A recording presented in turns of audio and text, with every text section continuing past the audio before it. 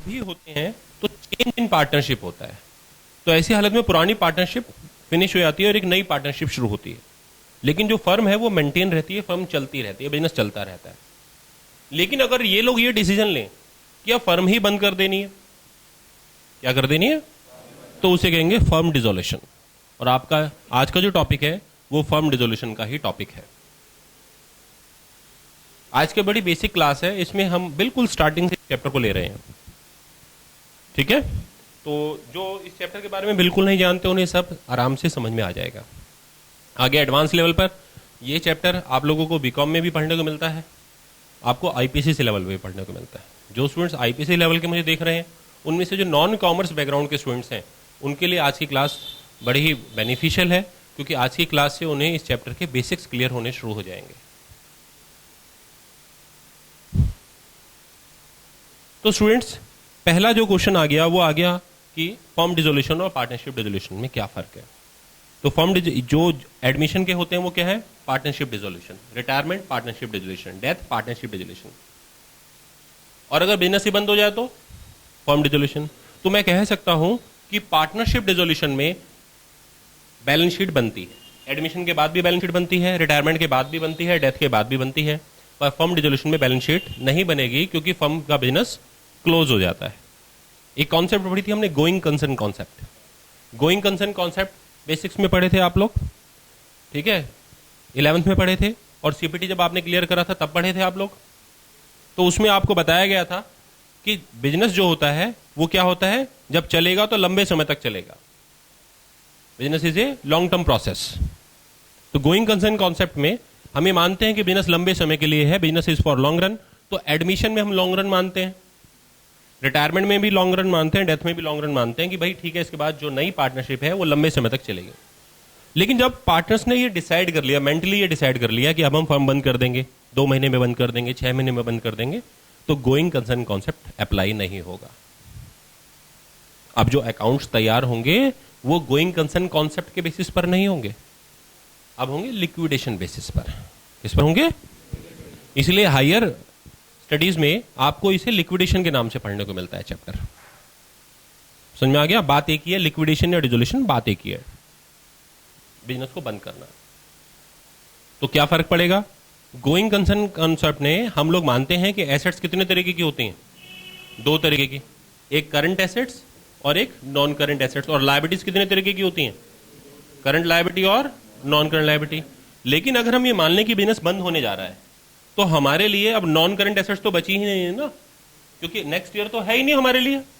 क्योंकि मैं मान रहा हूं कि गोइंग कंसर्न कॉन्सेप्ट का मतलब मेरा नेक्स्ट ईयर नहीं होगा, मेरा नेक्स्ट ईयर। तो ऐसी हालत में क्या होगा, सारी की सारी एसेट्स करंट एसेट मान ली जाएंगे। यानी इस चैप्टर में हम बिल्डिंग को भी करंट एसेट्स मान लेंगे, क्योंकि गोइंग कंसर्न कॉन्सेप्ट अप्लाई नहीं हो रहा है। समझ में आ गया? इसी तरह से जो लंबे हैं, जैसे बैंक लोन है, वो भी हमारे लिए करंट लायबिलिटी हो गई, क्योंकि अभी हमें इसी करंट ईयर में उसकी पेमेंट करनी है, ना कि नेक्स्ट ईयर, क्योंकि बिजनेस बंद हो रहा है। अगर कोई लोन मैंने 7 ईयर्स में पे करना है, पर मैंने डिसाइड कर लिया कि वो बिजनेस मुझे अभी बंद करना है, तो फिर 7 साल की कहानी तो है ही नहीं ना, अभी पेमेंट करना है। तो नॉन करंट लायबिलिटी अचानक क्या बन गई, करंट लायबिलिटी बन गई। ये बात क्लियर हो गई?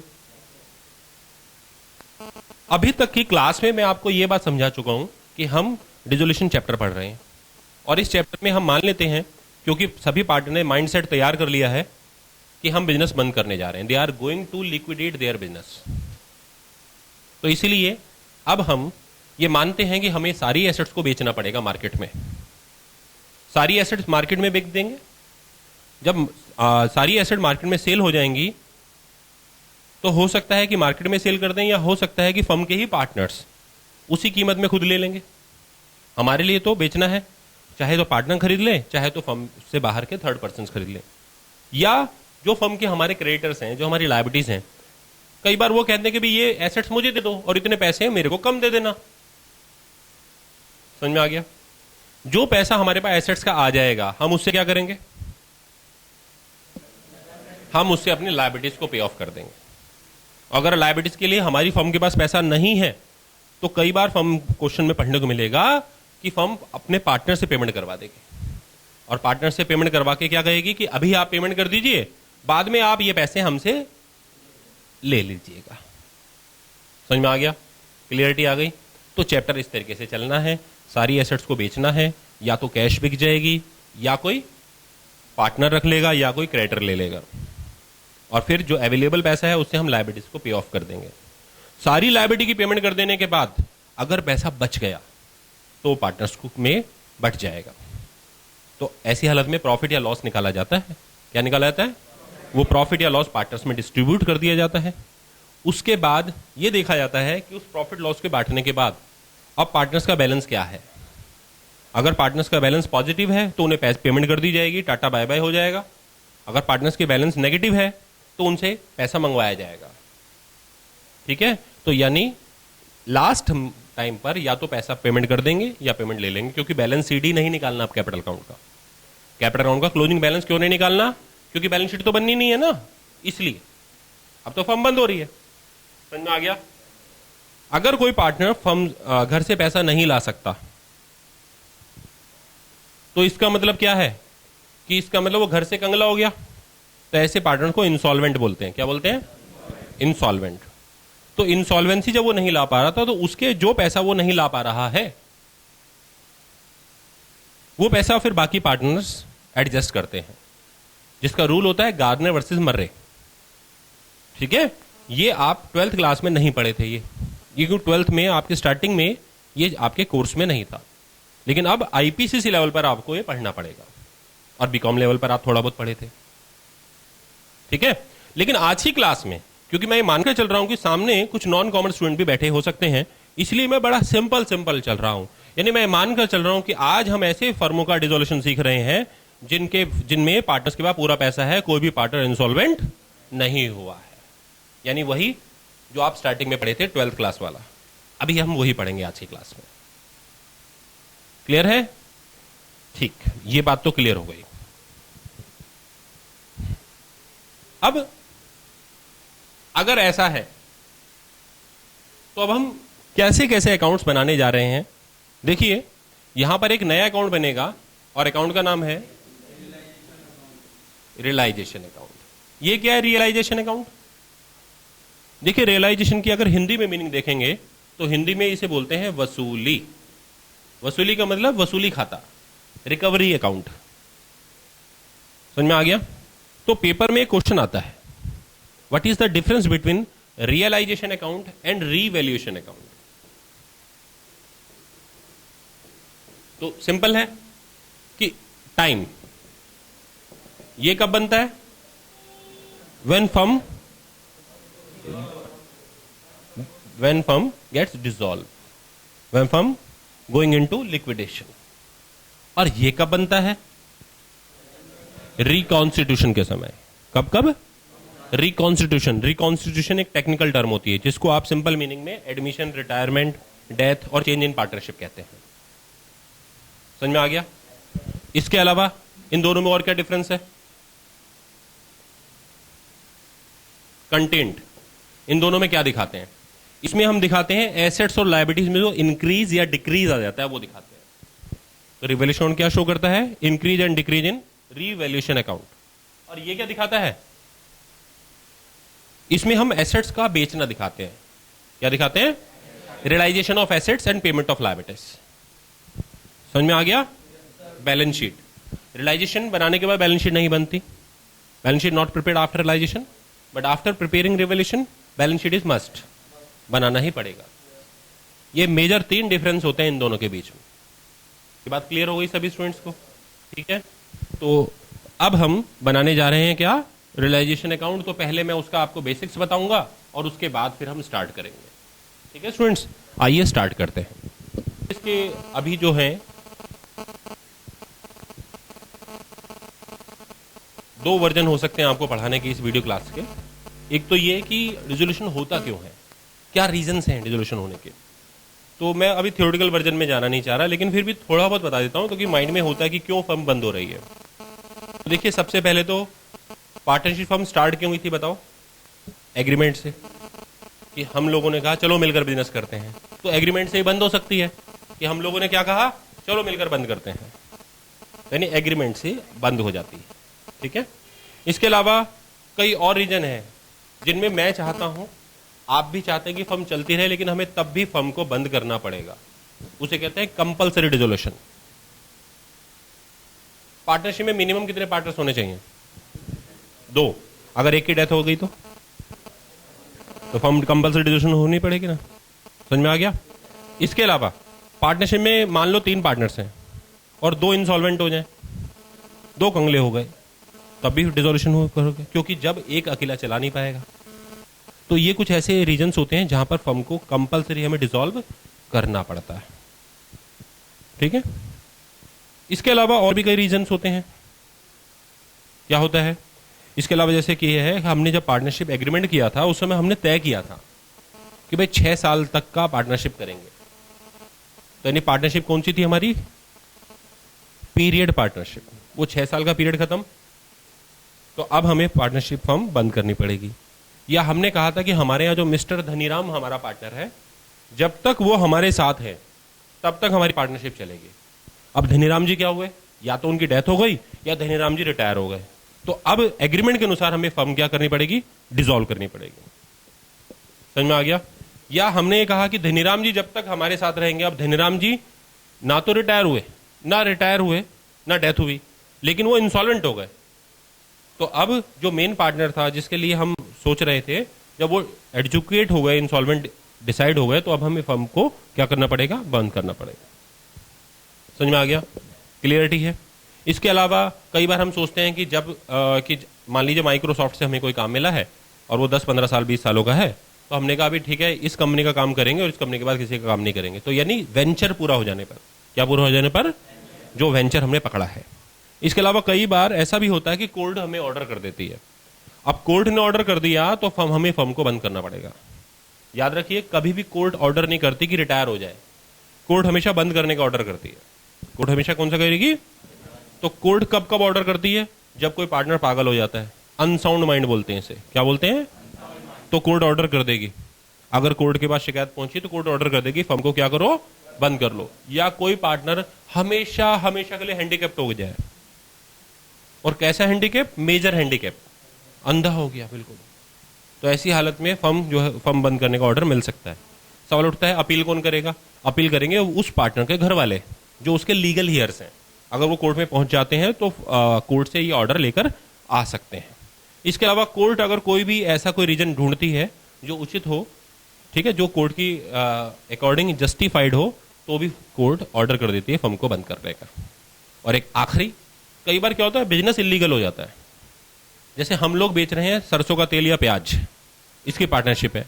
अचानक भारत सरकार ने बोल दिया कि अब सरसों का तेल प्याज केवल गवर्नमेंट बेचेगी, गवर्नमेंट के अलावा कोई नहीं बेचेगा, और हम बिजनेस को इलीगल घोषित करते हैं। एक तो होता है सस्पेंड, एक होता है इलीगल। बिजनेस को इलीगल घोषित कर दिया भारत सरकार ने। तो अब ऐसी हालत में जितनी भी भारत की पार्टनरशिप फर्म है जो उस बिजनेस में है, या तो वो बिजनेस बंद करें, और अगर होलसेल उसी बिजनेस के लिए है तो उनकी फर्म डिसॉल्व करनी पड़ेगी। समझ में आ गया? ऐसा ऐसा भारत में ऐसा कई बार हुआ है। सरसों के तेल को एक बार ऐसे किया गया था, प्याज को भी ऐसे किया गया था, लेकिन उसमें सस्पेंड किया गया था। सस्पेंड का मतलब 6 महीने तक बिजनेस नहीं करेंगे, 1 साल तक बिजनेस नहीं करेंगे, कि इलीगल अनाउंसमेंट नहीं हुई थी। समझ में आ गया आप लोगों को? ठीक है, क्लियरिटी हो गई स्टूडेंट्स? तो ये कुछ थ्योरीज थी। अब हम आते हैं और अब हम एक ऐसे बैलेंस शीट की कल्पना करते हैं जो हमारे पास है। मान लीजिए मिसाल के तौर पर कोई बैलेंस शीट है, उसमें बहुत सारी करंट एसेट्स हैं, बहुत सारी नॉन करंट एसेट्स हैं। तो मुझे पहले नॉन करंट एसेट्स लिखनी चाहिए और फिर करंट एसेट्स लिखनी चाहिए। और बैलेंस शीट में फिर हमारे पास इधर कैपिटल है, रिजर्व एंड सरप्लस है, ठीक है जी, और साथ में क्या है हमारी नॉन करंट लायबिलिटी और करंट लायबिलिटी। ठीक है, मैंने आइटम नहीं लिखे, उनकी हेडिंग लिख दी है। जैसे कि समझा देता हूं मैं आप लोगों को। नॉन करंट एसेट्स का मतलब है fixed assets, long term asset जिसे कहते हैं हम, लंबे समय की एसेट्स, जैसे building, plant and machinery, furniture, समझ में आ गया, computer, vehicles, patents, trademarks, copyright, ये सब इसमें आ गए। ठीक है, जो स्टूडेंट्स नॉन कॉमर्स के हो वो वीडियो रिवाइंड करके दोबारा से इसे सुन लेंगे और लिख लेंगे। करंट एसेट्स में क्या क्या आएगा भाई? जैसे कि cash at bank, cash in hand, stock account, debtors accounts, bills receivable accounts, समझ में आ रहा है? स्टॉक अकाउंट, ये सब। कैपिटल में पार्टनर्स की कैपिटल हो गई, रिजर्व सरप्लस में प्रॉफिट एंड अकाउंट का बैलेंस, डेबिट हो या क्रेडिट हो, ठीक है? डेबिट होगा तो यहां नजर आएगा, क्रेडिट होगा तो यहां नजर आएगा। समझ में आ गया? General reserve, workman compensation fund, ये सब क्या है? Reserve and surplus. क्या है ये? इसके अलावा नॉन करंट लायबिलिटी में वो जो हमने लंबे समय के बाद पेमेंट करनी है, बैंक लोन, कोई और लोन जो लंबे समय के बाद पेमेंट करना, 2-3 साल के बाद, ठीक है? मोर्टगेज लोन, जो कोई सामान गिरवी रख कर लिया हुआ है। और करंट लायबिलिटी में क्या क्या आएगा बताइए? करंट लायबिलिटी में, करंट लायबिलिटी में आ जाएगा, जैसे उधर लिखा था डेटर्स तो इधर क्रेडिटर्स, इधर बीआर तो इधर, इसके अलावा outstanding expenses, income received in advance. समझ में आ गया? आउटस्टैंडिंग एक्सपेंसेस का उल्टा क्या हो जाएगा इधर? प्रीपेड एक्सपेंसेस, वो करंट एसेट्स हो जाएंगे। समझ में आ गया आप लोगों को? क्लियरिटी है? अब हमने डिसीजन ले लिया कि अब हमारी फर्म बंद होनी है, बिजनेस बंद होना, हमने ये सोच लिया। जब आपने सोच लिया कि बिजनेस बंद करना है, तो सबसे पहले स्टेप नंबर 1 बता रहा हूं मैं क्या सिखा रहा हूं आज आप लोगों को? मैं फर्म डिसोल्यूशन सिखा रहा हूं, लेकिन बेसिस क्या होता है फर्म डिसोल्यूशन का? गोइंग कंसर्न कॉन्सेप्ट नहीं होता, लिक्विडेशन बेसिस होता है। क्या होता है? तो अब ऐसी हालत में इधर देखिए सभी स्टूडेंट्स, जितनी भी हमारी फिक्स्ड एसेट्स होती हैं और जितनी भी हमारी करंट एसेट्स होती हैं, इनमें उनको जिनको हम नहीं बेच सकते, उनको जिनको हम नहीं बेच सकते, उनको छोड़कर सब अकाउंट्स को क्लोज कर दिया जाता है। क्या कर दिया जाता है? मुझे बता सकते हो कि इनमें से कौन सी ऐसी एसेट्स है जो नहीं बिक सकती, जिसको बेचने की जरूरत नहीं है? Very good. कैश नहीं बिक सकता, बैंक नहीं बिक सकता, साथ में प्रॉफिट एंड लॉस अकाउंट का debit balance, deferred revenue expenditure, इस तरीके के जो अकाउंट्स होते हैं वो सब नहीं बिक सकते, क्योंकि इनकी कोई रिलाइज वैल्यू होती नहीं है। ये बातें समझ में आ रही हैं? तो इनको छोड़कर, एक्सेप्ट का मतलब इनको छोड़कर जो बचा सबको क्लोज कर देंगे हम। सबको क्या कर देंगे? और क्लोज करके उन्हें भेज देंगे रियलाइजेशन अकाउंट में। जैसे कि मिसाल के तौर पर दिखाता हूं मैं, देखो, बोलो यहां पर क्या? बिल्डिंग, ये बनाया मैंने building account. Building account debit balance कहां होगा? डेबिट में। टू बैलेंस कितना है? टू बैलेंस बीडी कितना है? 10,000 रुपए। इसको क्लोज करना है, बताओ कैसे क्लोज होगा? बताइए कैसे क्लोज होगा? बाई बैलेंस सीडी से नहीं क्लोज होगा।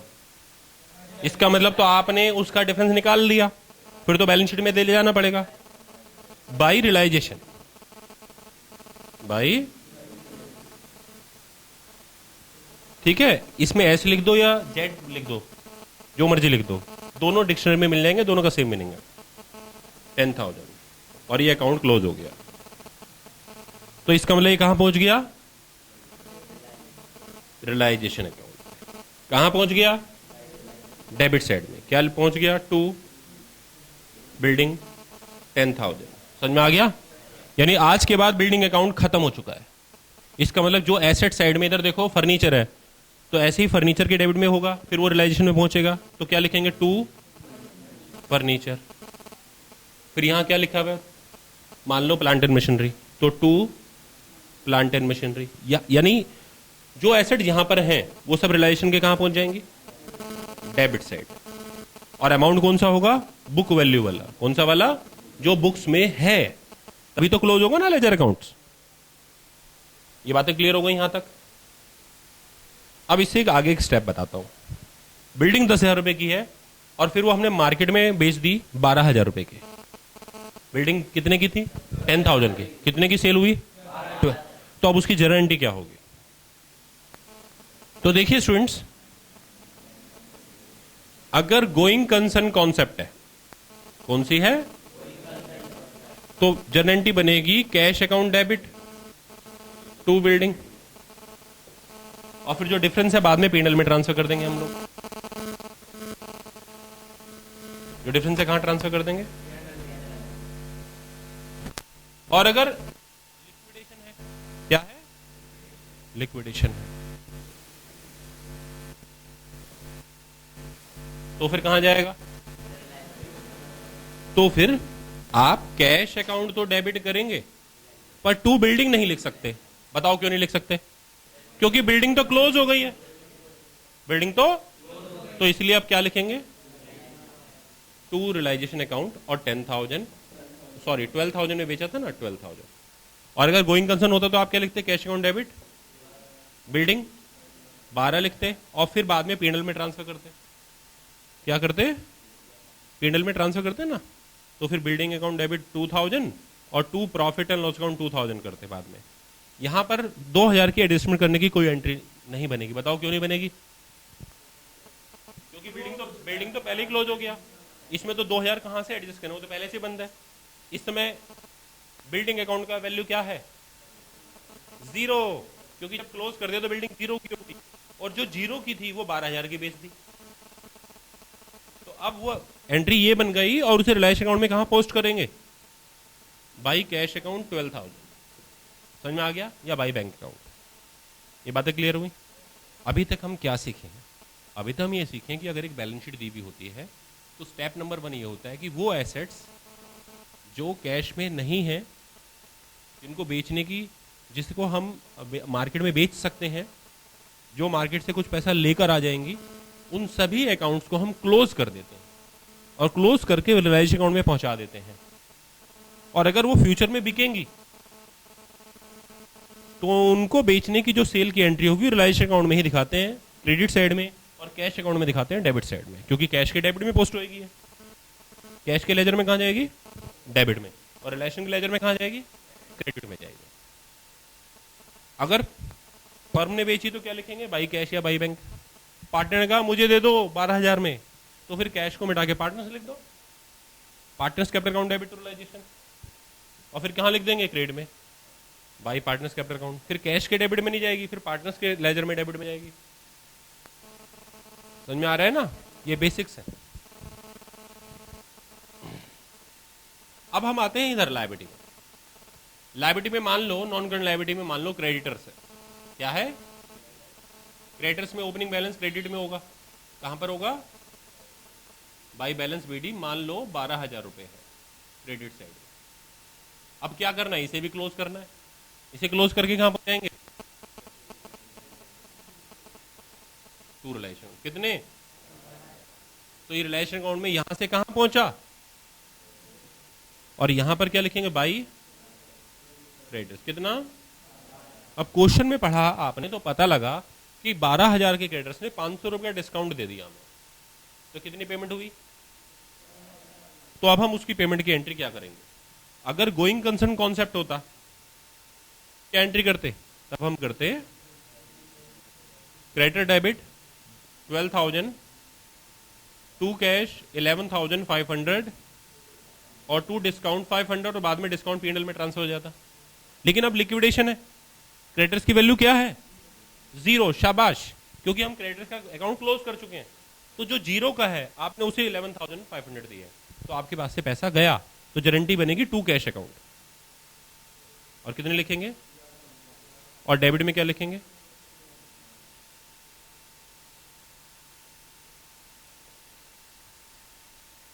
समझ में आया सब बच्चों को?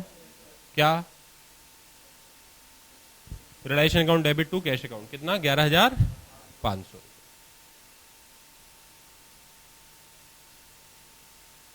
और फिर ये कहां पर जाएगा? रिलेशन के डेबिट में। क्या लिखेंगे? 11,500। ये बात क्लियर हुई सबको? कोई दिक्कत? ठीक। दो बातें सीखते हैं कि इस चैप्टर में सबसे पहले एसेट्स को क्लोज करना है और लायबिलिटीज को क्लोज करना है। किस वैल्यू पर क्लोज करना है? जिस वैल्यू पर वो बैलेंस शीट में नजर आ रहे हैं, और उसको रियलाइजेशन अकाउंट में भेज देना है। अब अगर क्लोज करने का मतलब बेचना नहीं होता, बहुत से स्टूडेंट सोचते हैं कि ये बेचना है, नहीं, क्लोज करा है। अकाउंट क्लोज करा, अभी बेचा थोड़ी है। अब सेकंड स्टेप बेचना होगा, उसे सेल करना, उसे रियलाइज करना। तो जब बेचने पर जो भी पैसा आएगा, वो पैसा अगर आएगा तो कैश अकाउंट के डेबिट में दिखाएंगे और रियलाइजेशन के क्रेडिट में दिखाएंगे। पैसा अगर जाएगा तो कैश अकाउंट में क्रेडिट में दिखाएंगे और रियलाइजेशन अकाउंट के डेबिट में दिखाएंगे। समझ में आ गया? चाहे कम आए चाहे ज्यादा आए, उस डिफरेंस को नहीं देखना, क्योंकि लिक्विडेशन बेसिस चल रहा है। गोइंग कंसर्न कॉन्सेप्ट होता है तो डिफरेंस को देखते हो और प्रॉफिट लॉस के बारे में एंट्री करते, एडजस्टमेंट एंट्री। ये बात समझ में आ गई?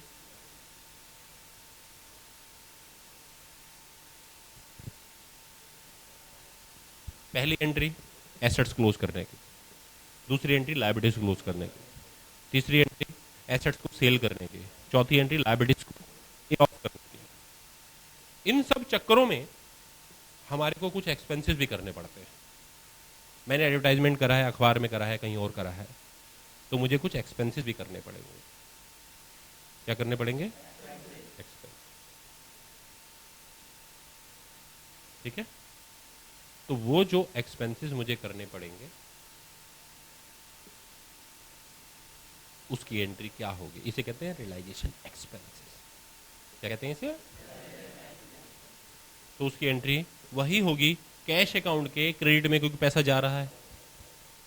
कैश अकाउंट के क्योंकि पैसा जा रहा है, समझ में आ गया? और रिलेशन के डेबिट में। ये मैंने अभी सारी कंप्लीट एंट्री नहीं बताई है अभी आपको, अभी सिर्फ आपका माइंड सेट करा है चैप्टर के लिए। ठीक है? अब आप सिस्टमेटिकली सारी एंट्री कंप्लीट करता हुआ आऊंगा, कोई चीज बाकी नहीं छोड़कर चलूंगा और सब कुछ लिखवाऊंगा। समझ में आ गया? नहीं आ गया? तो अब हम चैप्टर की शुरुआत कर सकते हैं। अब आपको क्या आ गया है? समझ में आ गया कि कैसे करना है। ये बात क्लियर हो गई? इंट्रोडक्शन था, इंट्रोडक्शन सफल हुआ। अब नेक्स्ट क्लास में, नेक्स्ट वीडियो क्लास में मैं अब आपको स्टार्टिंग से बताऊंगा। स्टेप नंबर 1 ये हेडिंग है एसेट्स क्लोज करने की और ये जनरल एंट्री है।